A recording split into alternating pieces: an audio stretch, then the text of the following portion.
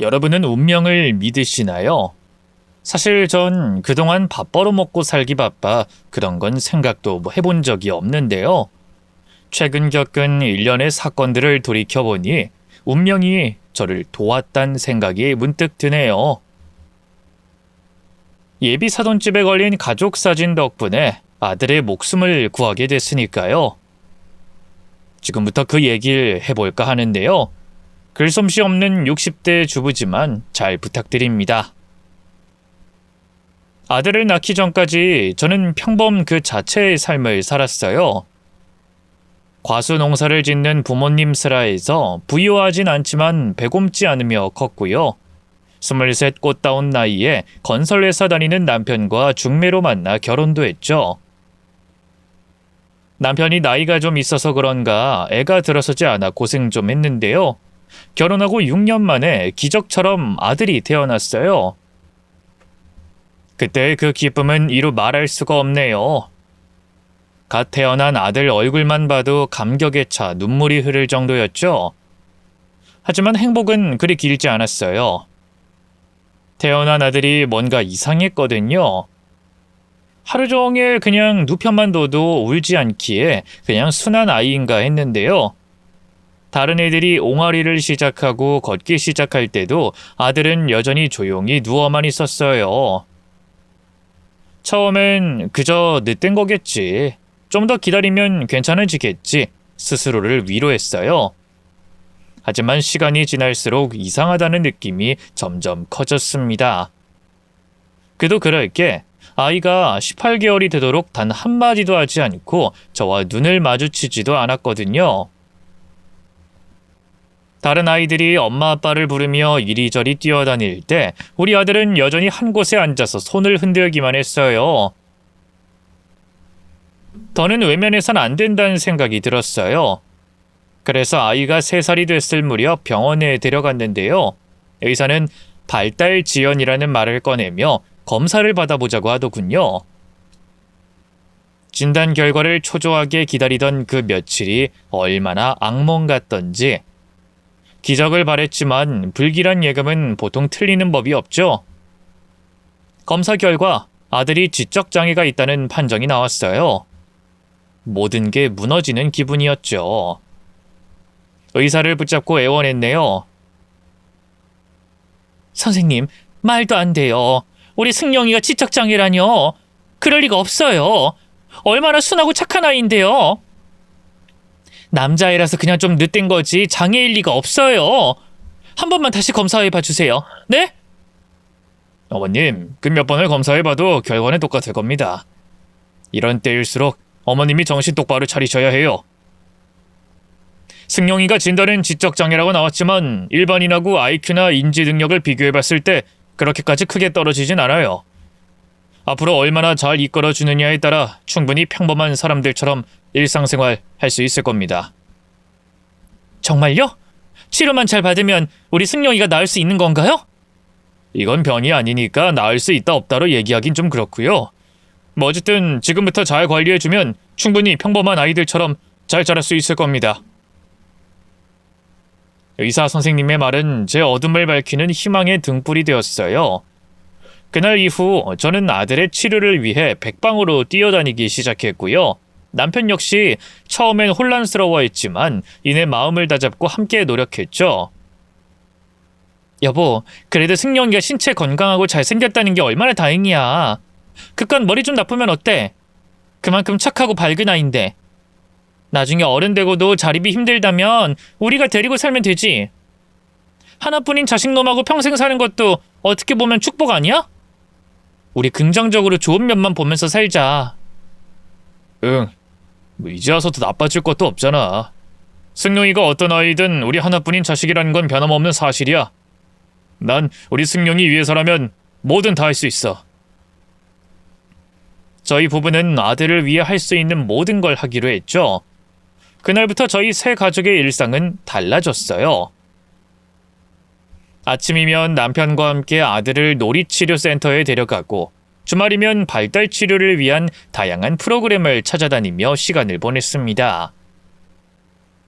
처음엔 놀이센터에서조차 다른 아이들과 비교되는 아들의 모습에 마음이 무너졌지만 시간이 지나면서 조금씩 변화를 느꼈어요.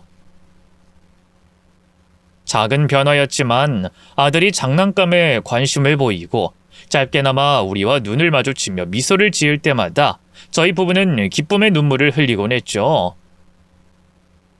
아들에게 걱정 어린 눈빛을 보내는 대신 꽉 안고 우리 승용이 정말 잘하고 있어 하고 아낌없이 칭찬해줬어요. 그렇게 노력한 덕분일까요? 아들의 상태는 눈에 띄게 호전되기 시작했어요. 차츰 엄마 아빠하고 옹알이를 하며 입이 트이더니 나중엔 느리지만 완전한 문장으로 자기 의사를 표현할 수 있게 됐죠. 그렇게 조금씩 나아지던 아들은 어느새 유치원에 들어가 또래 친구들과 함께 지내기 시작했어요. 물론 발달 속도는 느렸지만 저희 부부는 서두르지 않았습니다. 아들이 천천히 자신만의 속도로 세상을 배워가고 있다는 사실이 중요했으니까요. 물론 쉽지만은 않았어요. 아들 치료엔 매달 어마어마한 돈이 들어갔고요. 때때로 저희 아들을 가리키며 지지나 덜 떨어진 놈하고 손가락질하는 사람들도 생겼어요. 시댁에선 저 모르게 남편에게 이혼을 강요하기도 했죠. 남편이 무슨 말도 안 되는 소리냐고 펄쩍 뛰자 시어머니는 저만 따로 불러 상처를 주기도 하셨어요. 예, 솔직히 애가 그렇게 태어난 거 애비보단 에이미 잘못이 크지 않겠니?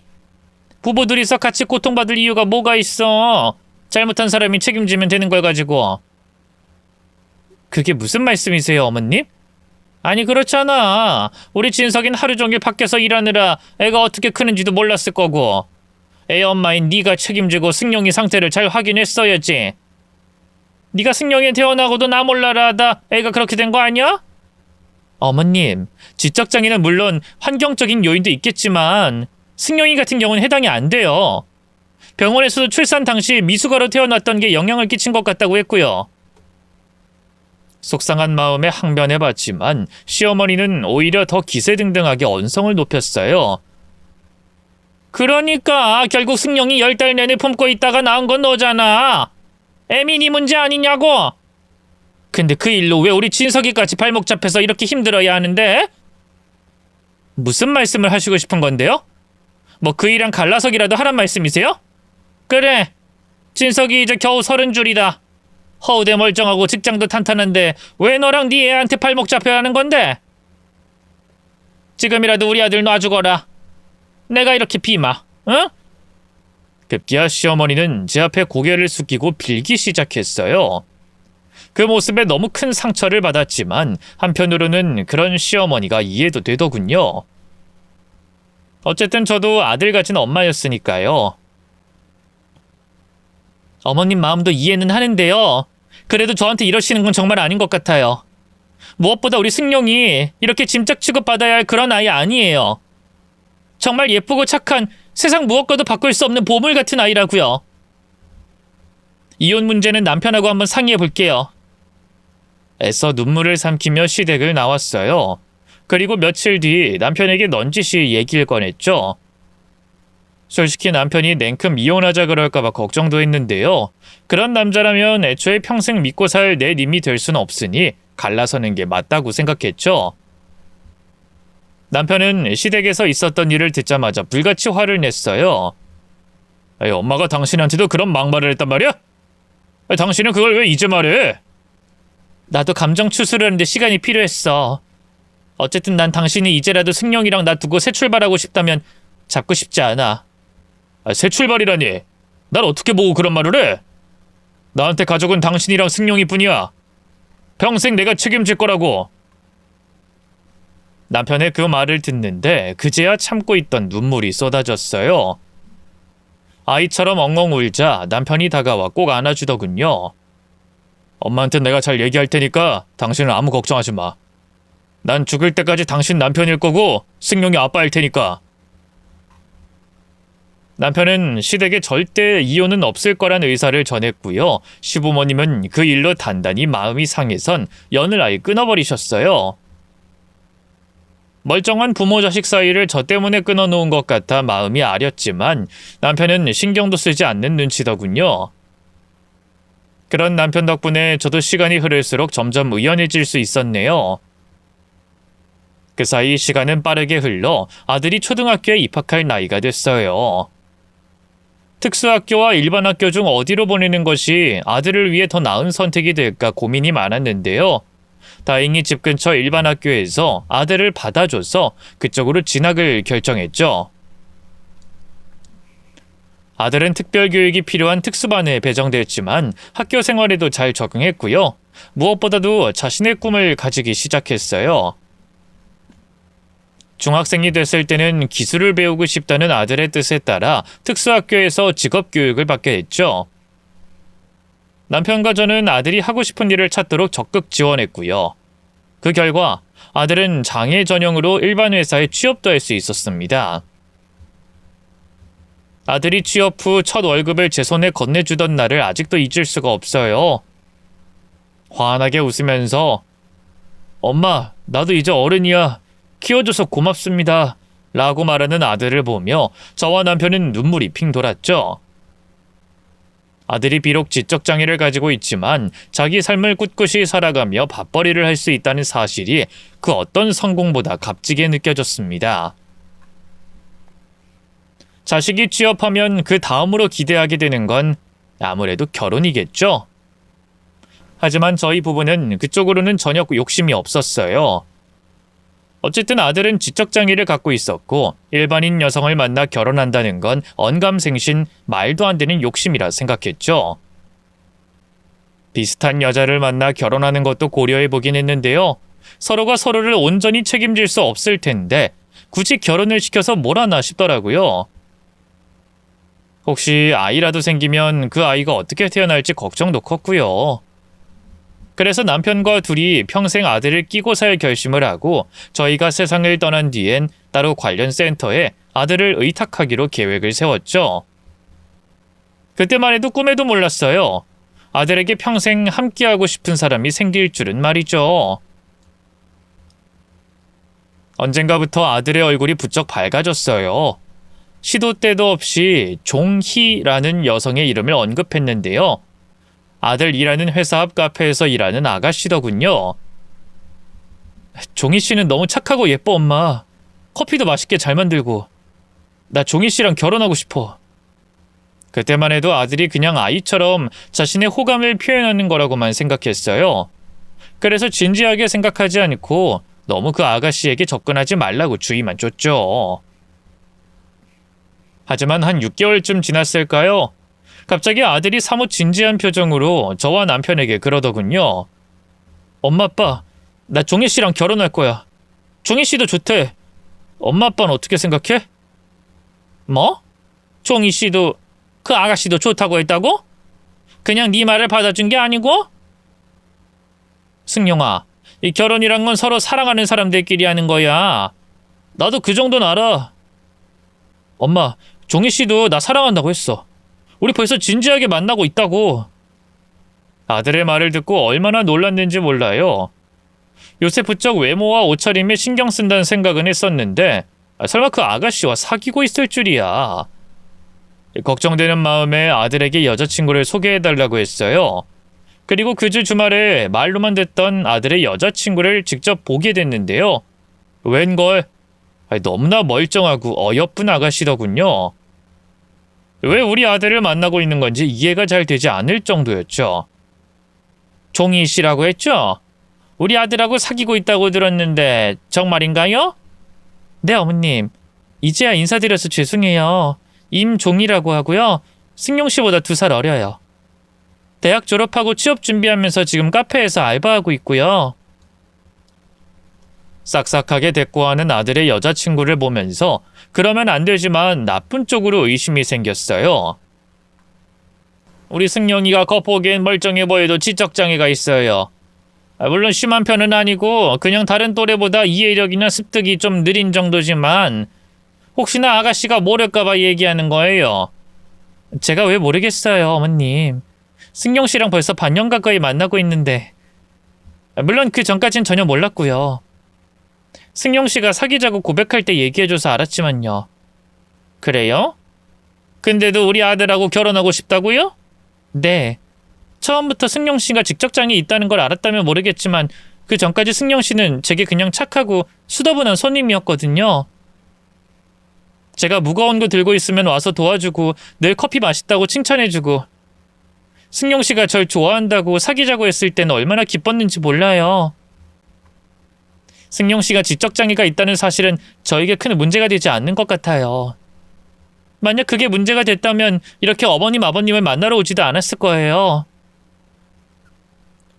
아들의 여자친구는 진심으로 아들을 사랑하는 것 같았어요. 혹시 나쁜 꿍꿍이가 있는 건 아닌가 의심했던 게 미안할 정도였죠. 그 뒤로도 저희 부부는 아들 그리고 아들의 여자친구와 종종 만남을 가졌어요. 시간이 흐르면 흐를수록 참 괜찮은 아가씨라는 생각이 들더군요. 이런 아가씨가 우리 아들과 결혼하겠다고 나서다니 솔직히 너무 기뻤네요. 한편으로는 그 집에서 어떻게 생각할까 걱정이 됐어요. 둘이 결혼하겠다고 하면 저희야 당연히 쌍수 들고 환영할 일이었지만 그 집에선 아닐 테니까요. 아들 여자친구는 어릴 때 사고로 아버지를 여의고 모친 그리고 2살 터울의 오빠하고 셋이 살고 있다고 했는데요. 제가 생각해도 하나뿐인 딸이 지적장애가 있는 남자와 결혼하겠다고 하면 결사 반대할 것 같더라고요. 하지만 불안해하는 저희 부부에게 아들 여자친구가 그러더군요. 걱정 마세요, 어머님, 아버님. 저희 엄마가 복지센터에서 일하시거든요. 그래서 장애에 대해 아무 편견 없는 분이세요. 제가 승용 씨 소개해드렸을 때도 기뻐하셨고요. 그냥 사귀는 거야 허락하셨겠지만 결혼은 또 다른 문제잖니. 아니에요. 결혼도 하고 싶으면 말리지 않겠다고 하셨어요. 승용 씨가 뭐 어디 아픈 것도 아니고 자기 밥벌이도 잘하고 있잖아요. 그냥 다른 사람들보다 좀 더 순수한 사람일 뿐인걸요. 어머님이 나서서 그렇게 죄스러워하시면 승용 씨가 뭐가 돼요. 그래, 네 말이 맞다, 종이야. 내가 나서서 우리 아들 부끄러워하면 안 되는 건데. 이 나이 먹고 한참 어린 너한테 배우는구나. 고맙다. 그럼 조만간에 사부인 얼굴 한번 뵙고 싶은데 네가 자리 좀 마련해 주겠니? 그럴게요, 어머님. 아들과 예비 며느리는 거창한 결혼식을 원하지 않았어요. 허례허식에 불과한 예식은 생략하고 그냥 혼인신고만 한 채 살고 싶다 하더군요. 저희 부부는 고민 끝에 당사자인 아이들의 의견이 더 중요하다고 생각해서 찬성했고요. 예비 며느리 집 쪽도 찬성해서 서로 만나 간단하게 밥이나 한 끼 먹기로 했죠. 말이 간단하게지 사실 따지자면 상견례나 다름없는 자리잖아요. 얼마나 긴장됐는지 몰라요. 백화점에 가서 옷도 한 벌 사입고요. 머리도 새로 하고 공들여 화장도 했죠.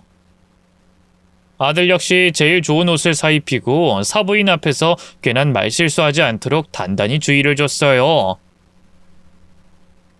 기대했던 대로 사부인과 사돈총각은 예비 며느리만큼이나 좋은 사람 같았어요.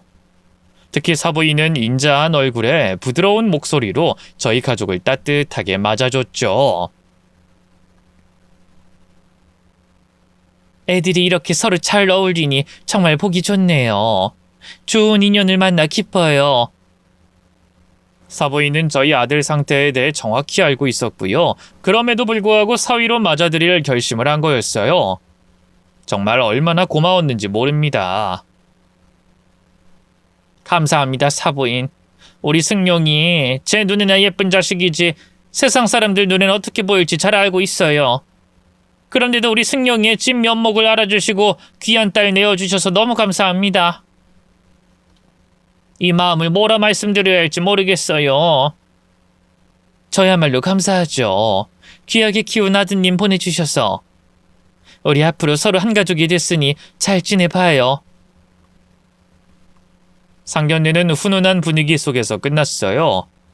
사돈댁에서 많은 걸 배려해준 만큼 신혼집은 저희 측에서 해주고 싶었는데요. 아들이 모아둔 돈만으로는 집을 구하는 게 힘들어 예금도 깨고 남편 퇴직금까지 미리 당겼었어요. 좀 무리하긴 했지만 그래도 아들이 기뻐하는 걸 보니 후회되진 않았어요. 집을 구한 뒤 예비 며느리에게 혼수는 어떻게 할 거냐고 물었는데요. 조금 난감한 표정을 짓더군요. 그게 사실 제가 아직 취업을 못해서 모아둔 돈이 별로 없거든요. 엄마도 아빠 없이 저희 남매 힘들게 키우시느라 저축해둔 게 별로 없다 하시고. 이 카드를 만들어서 할부로 결제한 다음 천천히 갚아나가야 할 것 같아요. 그래? 근데 네 앞으로 신용카드를 만들 수 있을지 모르겠구나. 사회생활한 경험이 없으면 안 나올 텐데. 그럼 오빠한테 빌려야지 뭐. 엄마는 지금 일 쉬고 계셔서 안 될 것 같고 오빠는 지금 일하고 있으니까 좀 도와줄 수 있을 거예요. 다행히 얘기가 잘 됐는지 신혼집에 혼수도 착착 들어오기 시작했어요. 제가 더 설레서 하루하루 분주하게 보냈는데요. 신혼집 입주를 일주일쯤 앞둔 어느 날 아들에게서 갑자기 연락이 왔어요. 예비 며느리와 둘이 오늘 공연을 보기로 했는데 예비 며느리에게 일이 생겼다고 저더러 같이 보자고 하더군요. 아들이 장가 가고 나면 이런 일도 없을 것 같아서 바로 옷을 갈아입고 나갔죠. 공연은 그쯤 한창 유행하던 뮤지컬이었는데요. 제 취향은 아니었지만 아들이 즐거워해서 좋았어요. 그런데 집에 가려고 막 공연장을 나왔는데 길가에서 트럭 장수가 생체리를 팔고 있더라고요. 엄마 이거 봐, 체리야. 이거 장모님이 좋아하는 건데. 그래? 사부인이 체리를 좋아해? 그때 사갔을 때도 달고 맛있다고 많이 먹었어. 이거 좀 사가자. 가서 드릴래. 지금? 지금은 좀 너무 시간이 늦었잖니. 괜찮아, 언제든 오라고 하셨어. 전화로 한번 물어볼게. 아들은 바로 사부인에게 전화해 체리를 사가겠다고 했어요. 다행히 사부인은 아들의 그런 행동을 예쁘게 봐줬는지 시간이 늦었는데도 오라고 하더군요. 그래서 체리를 한 봉지 잔뜩 싸서 사부인네로 향했는데요. 저는 처음 사돈댁을 방문하는 거라 좀 떨리더라고요. 안녕하세요. 늦은 시간에 죄송해요. 승용이가 사부인 체리 주고 싶다고 하도 고집을 부려서. 아니에요. 잘 오셨어요. 사부인은 예의 사람 좋은 얼굴로 웃으며 저희 모자를 맞이해줬어요. 예비 며느리는 친구와 약속이 있어 늦는다고 하고 집엔 사돈총각과 사부인뿐이었죠. 이렇게 왔는데 차라도 한잔하고 가세요. 체리만 전해주고 바로 가려고 했는데요. 사부인이 붙잡기에 예의가 아닌 줄 알면서도 함께 거실에 앉아 차를 마셨어요. 그 사이 아들은 사돈총각과 같이 방에서 컴퓨터 게임을 했고요. 사부인과 이런저런 얘기를 얼마나 나눴을까요? 갑자기 화장실에 가고 싶어져서 양해를 구하고 일어섰는데요. 화장실 문 뒤쪽에 웬 커다란 사진 한 장이 놓여 있더군요. 예비 며느리와 사부인 그리고 사돈총각까지 있는 게 딱 봐도 가족 사진 같았는데요. 사돈총각 옆에 처음 보는 여자가 서 있더라고요. 처음엔 사돈총각 여자친구인 줄 알았어요. 근데 자세히 보면 볼수록 왠지 모르게 낯이 익은 거예요. 그래서 화장실에서 볼일을 보면서도 계속 그 여자 얼굴이 아른거리더군요. 이상하다. 분명 어디서 본 것 같은데. 그리고 가족 사진을 왜 화장실 문 뒤에 숨겨놨지? 보통 벽에 걸어놓지 않나? 이런저런 생각을 하면서 손을 씻을 때였어요. 갑자기 머릿속에서 번개가 친 것처럼 사진 속 여자의 정체가 떠오르더군요. 역시나 제가 아는 여자가 맞았어요. 그리고 그 여자가 누군지 알게 된 순간 등 뒤로 소름이 쫙 끼쳤죠. 저는 허둥지둥 화장실 밖으로 나가 사진을 다시 확인했어요.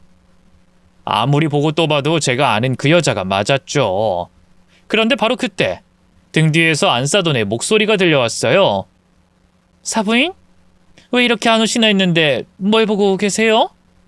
제가 화장실 문 뒤에 있던 가족 사진을 보고 있었다는 걸 안 사부인의 얼굴이 갑자기 흑빛이 됐어요.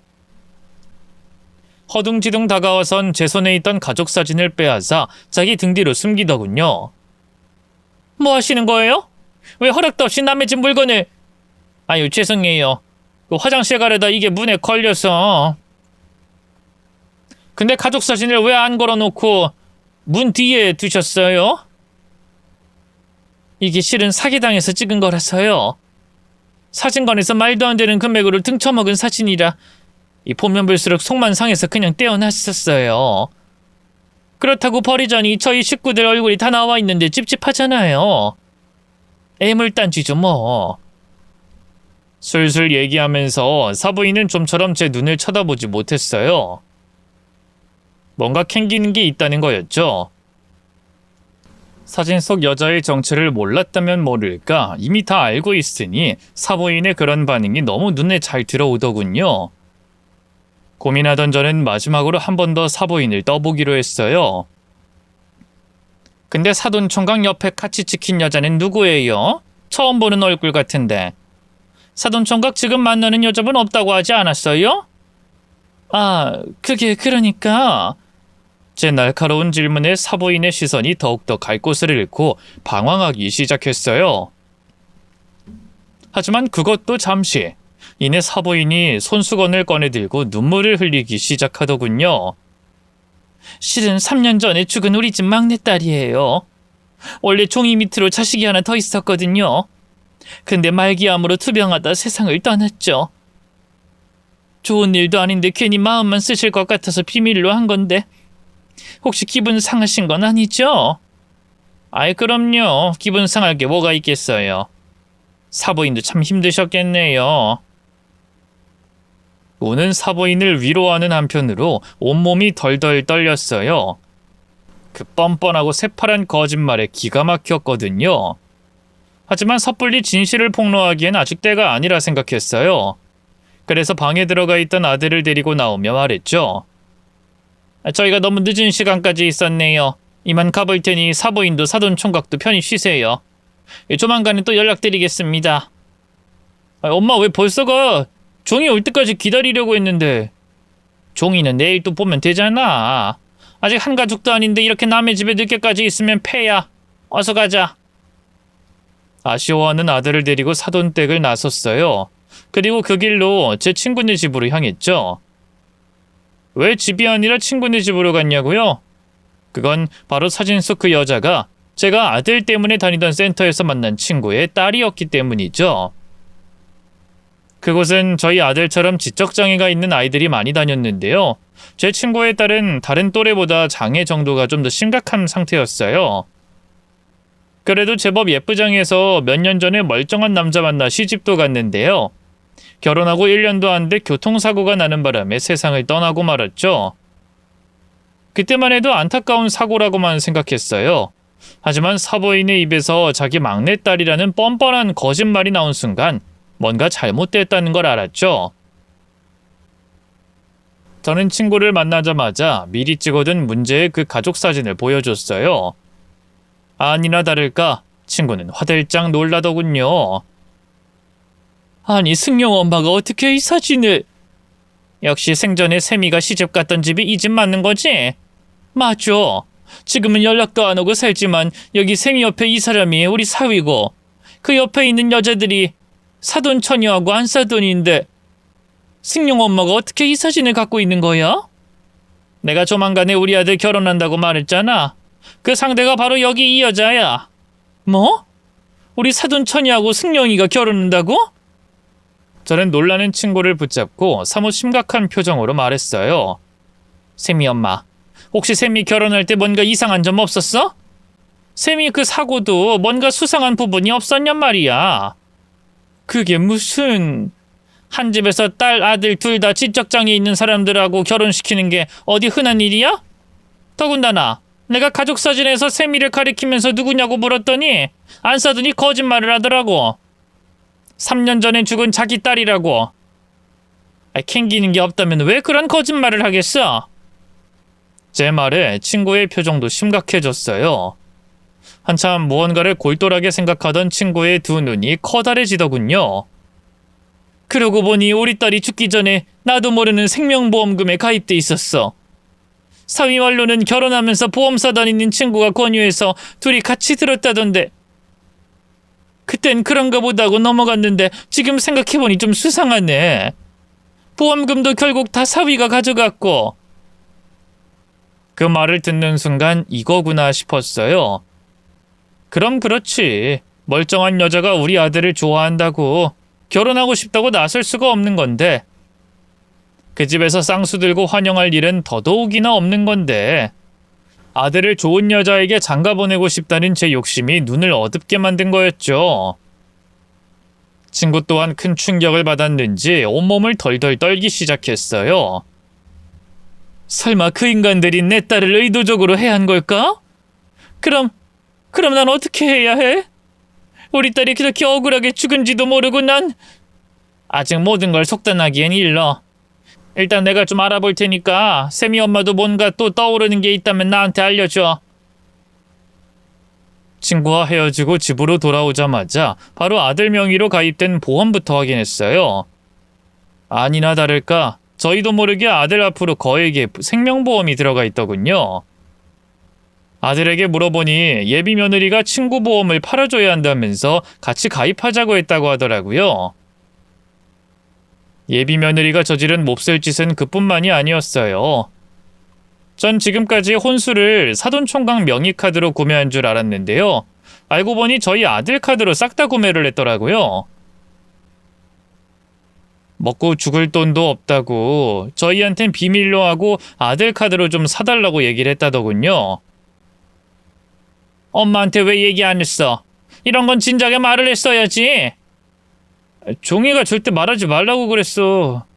그리고 그냥 준 거 아니야. 형님이 나중에 천천히 다 갚는다고 했어. 진짜야.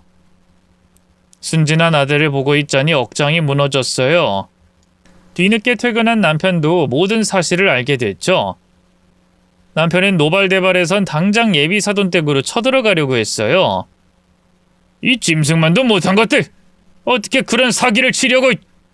절대 가만 안 둘 거야. 아주 요절을 내줄 거라고! 여보 일단 진정해. 아직 명확한 증거도 없는데 이렇게 나서선 죽도 밥도 안 된다고. 그럼 어떡해? 그래 경찰에 신고부터 할까?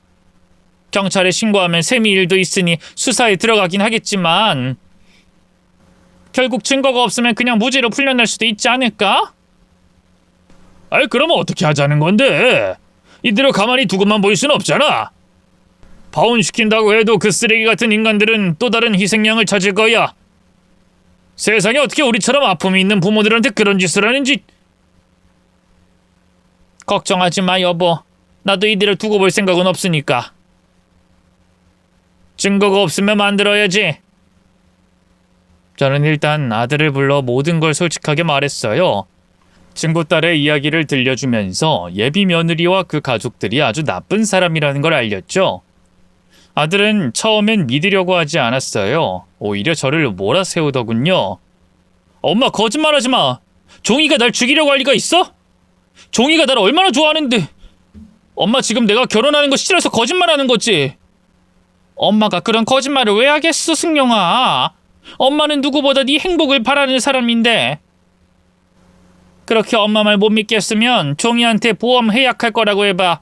그럼 종이가 어떻게 나오는지 한번 보라고. 제 말에 아들은 골똘히 무언가를 생각하는 눈치였어요. 그런 아들의 손을 잡고 한 번 더 애원했죠. 이것만 기억해 승용아. 엄마랑 아빠가 널 어떤 마음으로 키웠는지. 이 세상에서 우리보다 더 널 아끼고 사랑하는 사람은 없어. 종이보다 우리가 더 널 사랑하고 네가 행복하길 바란다고. 알겠어 엄마. 종이한테 한번 보험 해약한다고 얘기해 볼게. 그래. 대신 위험하니까 엄마랑 아빠도 몰래 따라갈게. 다음날 아들은 퇴근하자마자 인근 카페에서 예비 며느리를 만났어요. 저와 남편은 들키지 않도록 구석진 테이블에서 두 사람의 대화를 귀담아 들었죠.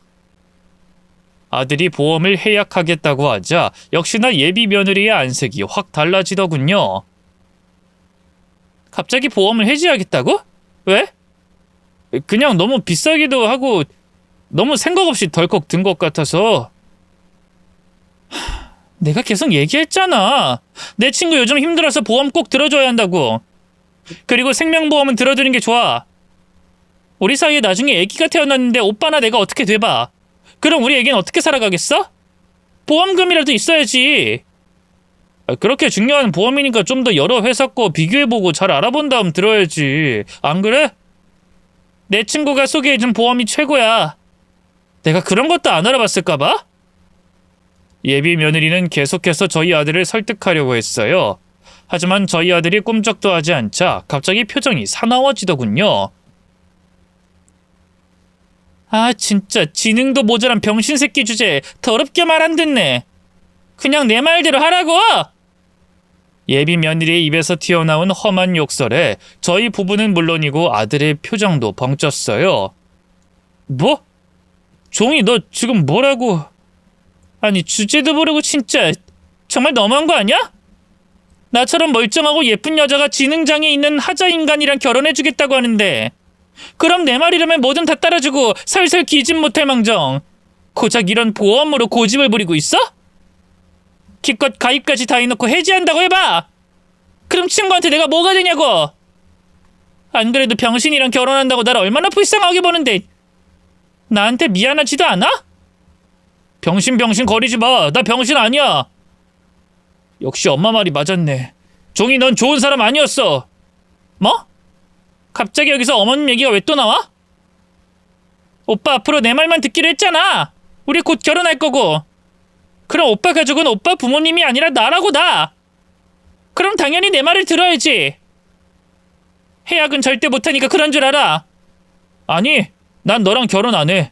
보험도 해약할 거야. 날 병신이라고 부르는 여자 말은 안 들어. 그리고 내 카드로 혼수 긁은 것도 다 내놔. 내일까지 돈 안 보내놓으면 경찰에 신고할 거야. 아들은 그 말을 끝으로 자리에서 일어나려고 했어요.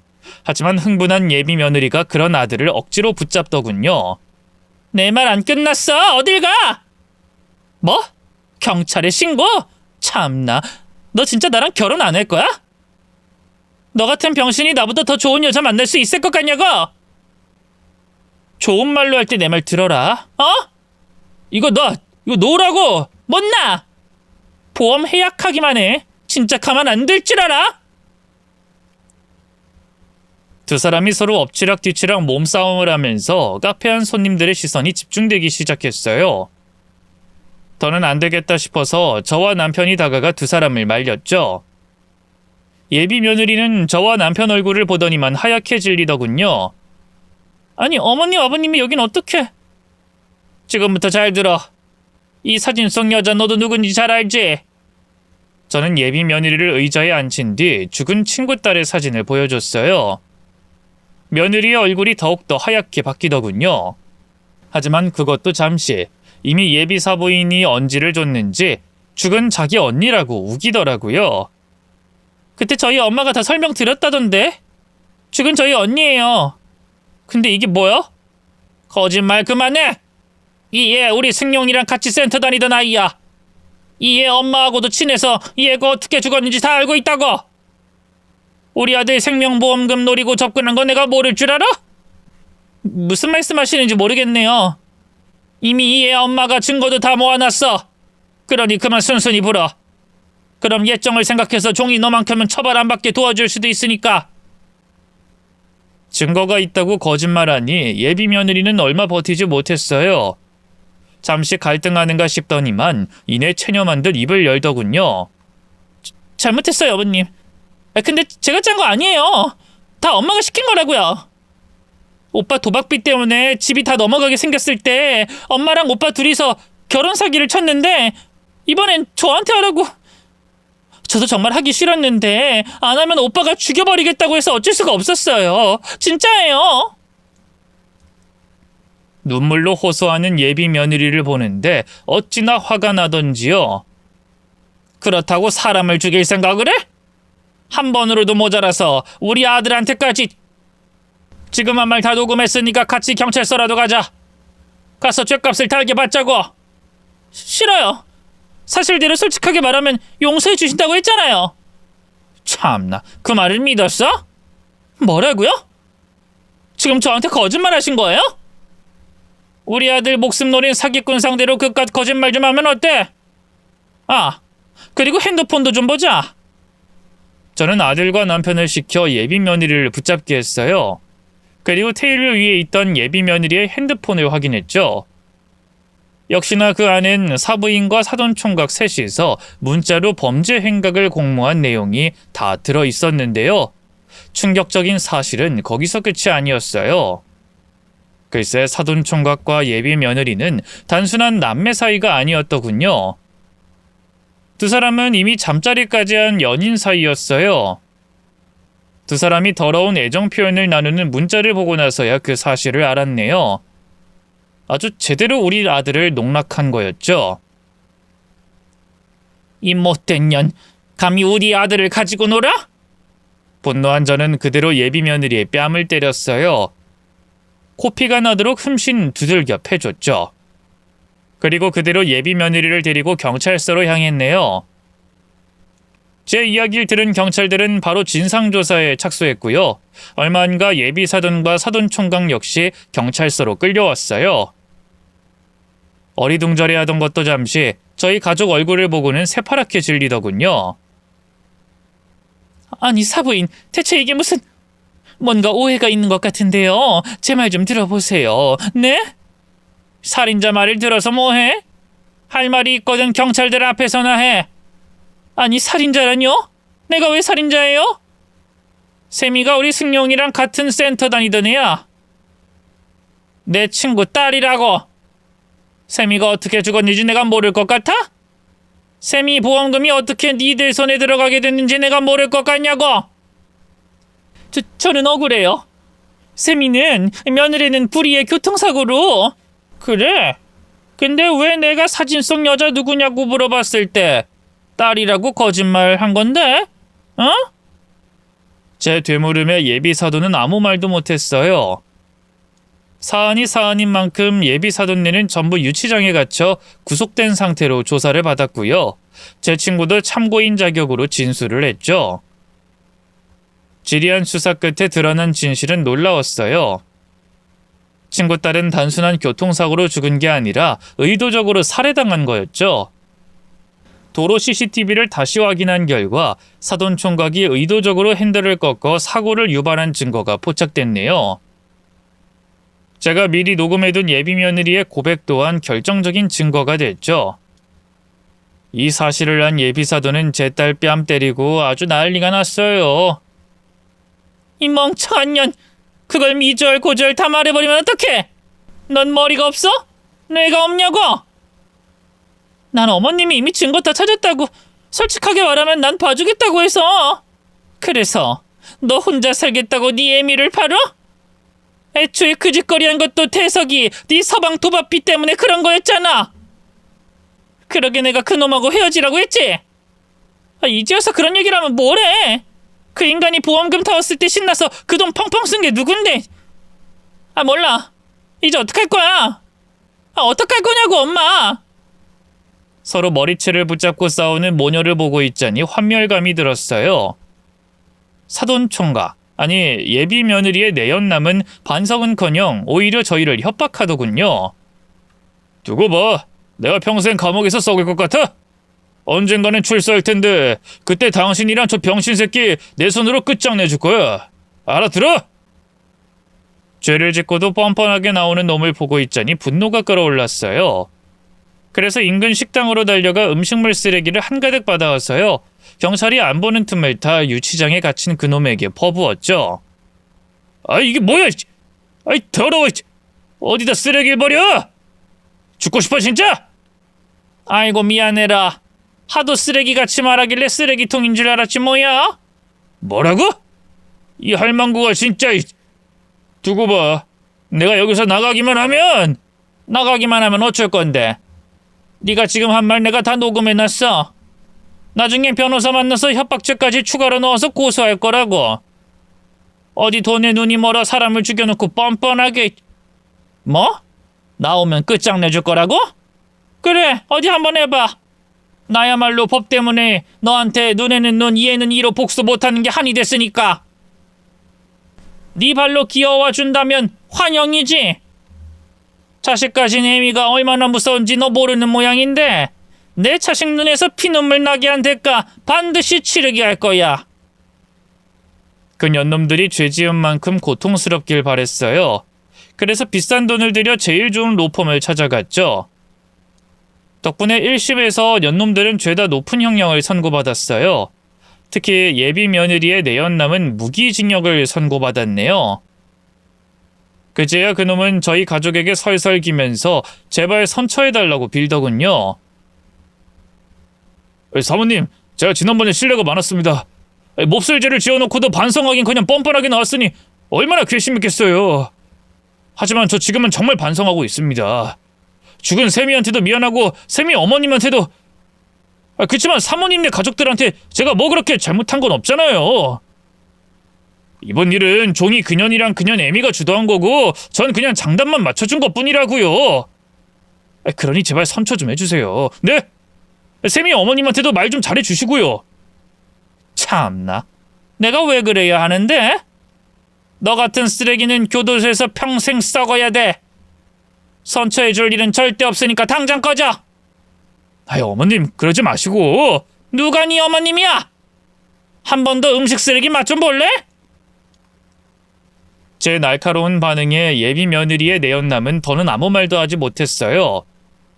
가장캐도 엉엉 울면서 용서해달라고 빌다가 그대로 법원 관계자들의 손에 끌려나가 버렸죠. 그 뒤로도 재판은 계속해서 이어졌고요. 예비 며느리와 모친 그리고 그 내연남 모두 꽤나 높은 형량을 선고받았네요. 제가 글을 쓰는 지금 이 순간에도 감옥에서 썩고 있을 거예요. 그리고 저희 아들 카드값이며 결혼 준비로 들어간 돈도 전부 돌려받았어요. 예비사돈이 감옥에 가기 전 집을 팔아 울며 겨자 먹기로 갚아줬죠. 안 그러면 더 엄한 처벌을 받을 거라고 검사가 협박을 한 게 제대로 먹힌 모양이에요. 모든 일이 일단락된 후 친구는 제게 너무 고마워했어요. 죽은 딸이 이제야 저승에서 좀 편하게 숨을 쉴 것 같다고. 그 끔찍한 일로 딸을 잃고도 아무것도 몰랐던 자신을 구해줘서 너무 고맙다고 하더군요. 우리 딸이 억울한 마음에 아마 구천에서 귀신으로 떠돌고 있었을 거야. 근데 애미 난 아무것도 모르고. 우리 딸 원을 풀어줘서 너무 고마워, 승용 엄마. 고맙긴 뭐가 고마워. 나야말로 세미 엄마가 재판 과정에서 이것저것 많이 도와줘서 큰 도움 받았는걸. 이제 세미도 하늘에서 행복할 테니 세미 엄마도 발 뻗고 편히 자. 서로 끌어안고 얼마나 울었는지 모르겠어요. 자식 잃은 어미의 마음을 짐작조차 할 수 없어서 너무 안쓰럽고 미안했죠. 한편으로는 제 자식이 살아있음에 얼마나 감사하던지요. 아들은 한동안 많이 힘들어했어요. 트라우마로 직장도 그만두고요. 한동안 정신과 치료까지 받아야 했죠. 사람을 너무 무서워해서 아예 외출도 못하고 일상적인 생활이 불가능했거든요. 지금까지 남편과 둘이 노력해서 쌓아온 아들의 기반이 무너지는 것 같아서 너무 고통스러웠어요. 하지만 지금까지 해온 것처럼 아들이 스스로 일어설 수 있도록 옆에서 말없이 지켜봐줬죠. 그 덕분일까요? 아들은 천천히 건강을 회복해 나갔어요. 직장도 다시 구했고요. 회사 사람들하고도 잘 지내고 주말엔 친구들과 여행도 다녀올 정도가 됐네요. 사실 그동안 아들이 연애를 아예 안 한 건 아니에요. 몇 번 저 좋다는 여자들 만나 사귀기도 하고 진지하게 결혼을 고민하기도 했는데요. 아무래도 전 여자친구와의 일이 너무 큰 트라우마가 된 걸까요? 섣불리 결혼하겠다고 하진 않더라고요. 그런 아들의 마음을 충분히 이해하기에 좀 더 기다려줄 생각입니다. 그리고 솔직히 아들을 꼭 결혼시켜야겠다는 생각도 없어요. 평생 저희 부부가 책임지는 게 맞지 않나 그런 생각이 들거든요. 아들과 같은 처지의 아가씨를 만나 가정을 꾸린다면 또 모르겠지만 여러모로 고민이 많네요. 그래도 잘 헤쳐나가 봐야죠. 긴 얘기 들어주셔서 고맙습니다. 모두 건강하세요.